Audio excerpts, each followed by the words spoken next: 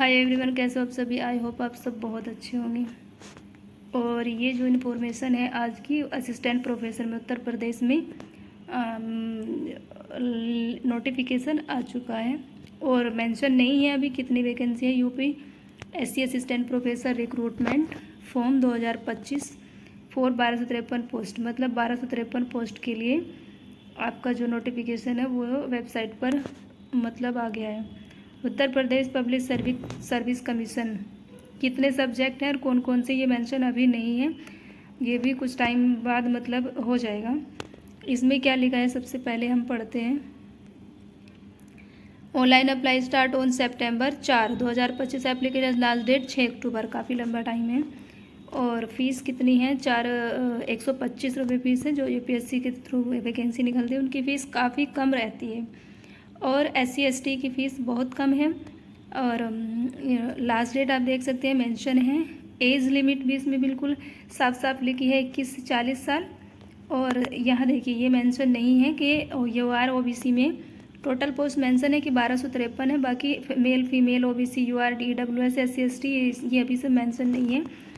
कुछ टाइम बाद ये भी मतलब साइट पे अपलोड कर दी जाए शायद। तो नोटिफिकेशन पढ़ते हैं। नोटिफिकेशन में क्या लिखा है? पोस्ट क्या educational qualification as per prescribed in point 8 educational qualification of the detailed advertisement. Age limit ये हम बता चुके हैं। तो अभी हम चलते हैं आगे, स्क्रॉल करेंगे तो इस तरह का कुछ इंटरफेस ओपन होगा। तो हम सबसे पहले डाउनलोड ऑफिशियल नोटिफिकेशन हिंदी, इस पर क्लिक करेंगे तो ये नोटिफिकेशन ओपन होगा।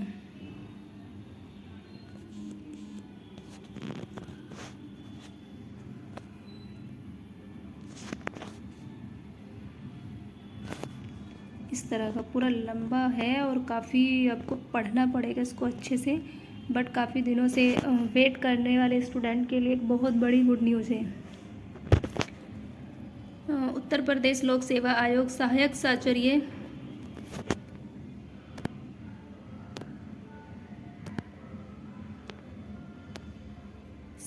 आचार्य राजकीय महाविद्यालय परीक्षा सहायक आचार्य। ऑनलाइन आवेदन प्रारंभ की डेट मेंशन है 4, ये भी हम बता चुके हैं। OTR महत्वपूर्ण है कि OTR आपका होना चाहिए।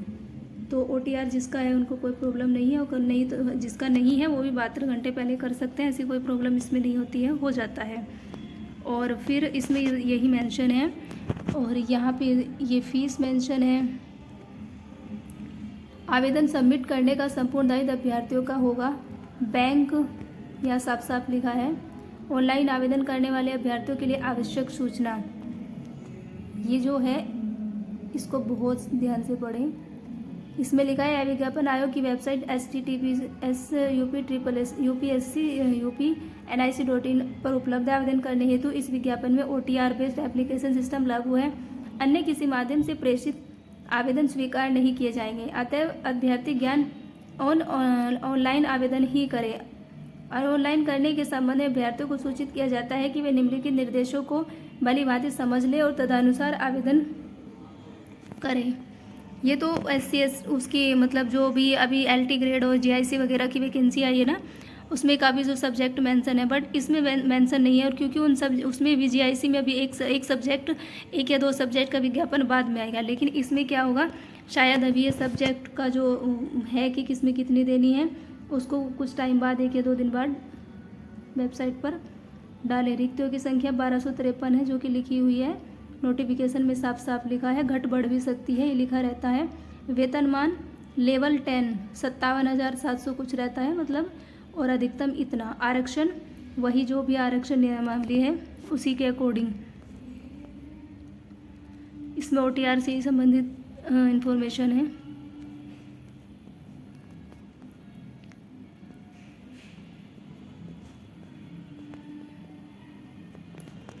आपात कमीशन प्राप्त अल्पकालिक कमीशन अधिकारियों की पात्रता शर्तें, ये उनकी शर्तें हैं जो मतलब अभी किसी पोस्ट पे हैं।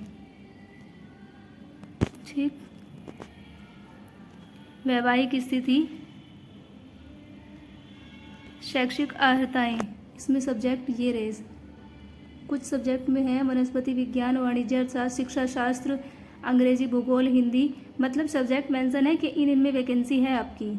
ये सब्जेक्ट वाला भी आपका कॉलम बहुत अच्छे से पढ़ेंगे।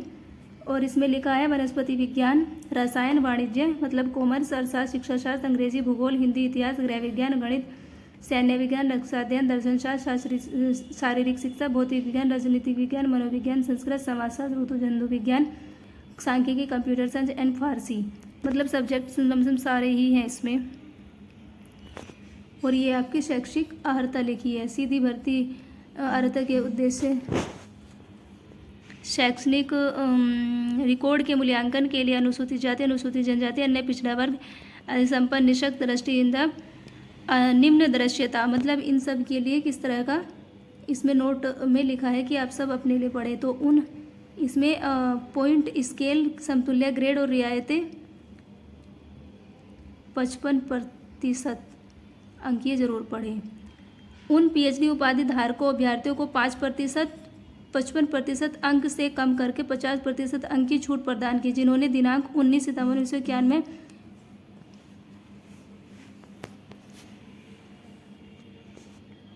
ये जो सेकंड वाला है ना, ये पढ़े एक बार,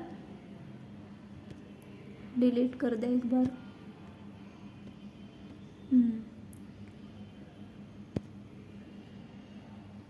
उन पीएचडी उपाधि धारक, अगर कोई पीएचडी किया हुआ है, अगर उसके 50% अंक मतलब 50% हैं एमए में, तो उनको 5% की छूट दी जाएगी।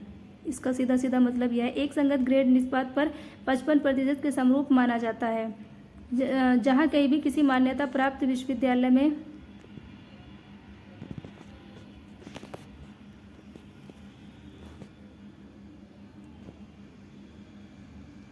55% समरूप माना जाता है। जहाँ कहीं भी किसी मान्यता प्राप्त विश्वविद्यालय में स्नातकोत्तर स्तर पर ग्रेडिंग प्रणाली लागू है, वो भी वैध माना जाएगा। तो इसमें क्या है, अंतर संबंध विषय, विषय का नाम। अच्छा, इसमें सीधे सीधे लिखा है कि किस में है। भाषा विज्ञान में है, उर्दू में कोई नहीं है,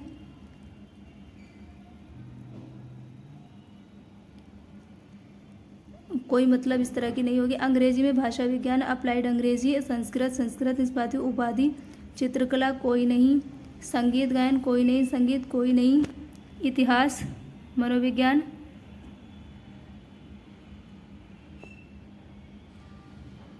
मास्टर ऑफ एजुकेशन, शिक्षा शास्त्र में लिखा है मास्टर ऑफ एजुकेशन, समाजशास्त्र, सोशल वर्क, अर्थशास्त्र, व्यवहारिक शास्त्र, राजनीतिक में क्या इन्होंने ग्रेड पॉइंट दिया है, मतलब समकक्ष विषय। अच्छा, दर्शन शास्त्र, व्यवहारिक अर्थशास्त्र, शारीरिक एमपी बीएड, सैन्य शिक्षा, गृह विज्ञान इनमें होना चाहिए, मतलब इनकी जो फील्ड है उस तरह से होनी चाहिए। वाणिज्य में इस फील्ड में होगा। रसायन विज्ञान, व्यवहारिक रसायन विज्ञान, कार्बनिक है, कार्बनिक, वनस्पति विज्ञान में plant science, biotechnology, microbiology, plant biotechnology, biochemistry और प्राणी विज्ञान, एनिमल साइंस, ये सारे दे सकते हैं।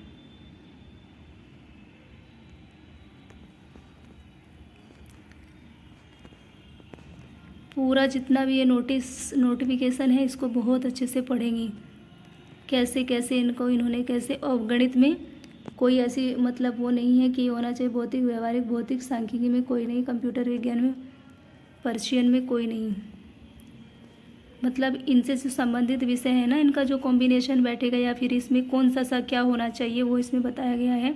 समकक्ष विषय या संबंध विषय।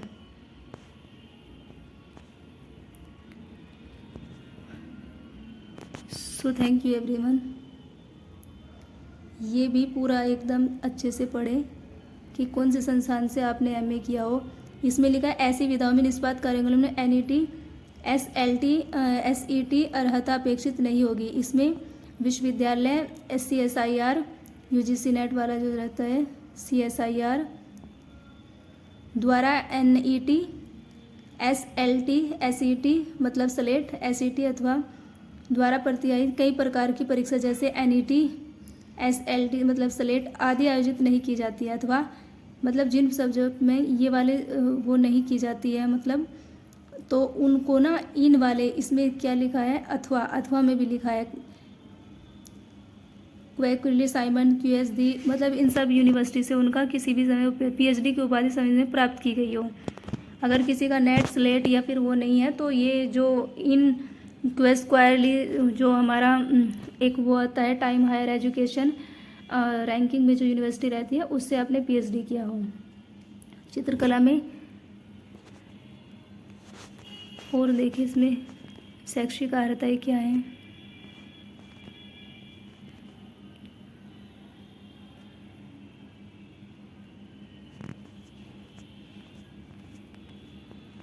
बहुत बारीक शब्दों में लिखा है ना।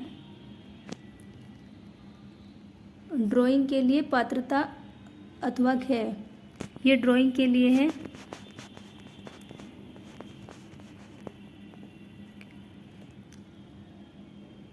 अथवा में क्या है, परंपरागत पेशेवर कलाकार ड्राइंग की जो क्वालिफिकेशन है, जो योग्यता वो ये है, सारी बहुत बड़ी बड़ी सी है। सीधी भर्ती के निस्वार्थ स्तर पर 55% अथवा पॉइंट स्केल में समतुल्य ग्रेड, जहाँ कहीं भी ग्रेडिंग प्रणाली का अनुसरण किया हो। तो अच्छी वैकेंसी है जो भी तैयारी कर रहे हैं। और इसके लिए बहुत एक बार और अच्छे से डिटेल में दूसरी वीडियोज हम अपने चैनल के माध्यम से ज़रूर बनाएंगे। सब्जेक्ट और इसका फिर जो सिलेबस है, कॉम्बिनेशन किस तरह से बैठेगा। सो थैंक यू एवरीवन, बहुत अच्छी गुड न्यूज़ है।